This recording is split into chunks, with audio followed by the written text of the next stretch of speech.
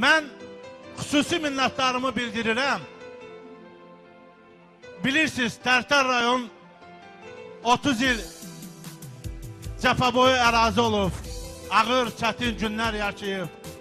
Tərtərdə insanlar vəsait qoymaya, obyekt tikməyə çətinlik çəkiblər. Niyə? Erməni qəsbkarları hər dəqiqə, hər zaman, hər saat bu rayonun yaşayış məntəqələrini, ictimai yaşayış obyektlərini vurmağı, dağıtmağı sən gözlərinə bir şərəf biliblər.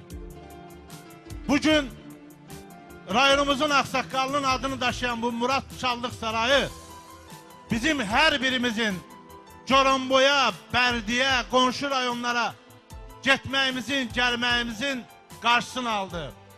Bu işdə əməyə əziyyəti olan insanlara hər birinə xüsusi minnətdarımı bildirirəm. Şükür bugündən sonra rayonumuzun ziyalısı da, kasıbı da, fəhləsi də, müəllimi də kənar rayonda xeyir-şər məclisi axtarmayacaq. Bu Şallıq Sarayının rəhbərliyinə bir xüsusi alqışlarımı bildirmək istəyirəm. Sağ olsunlar.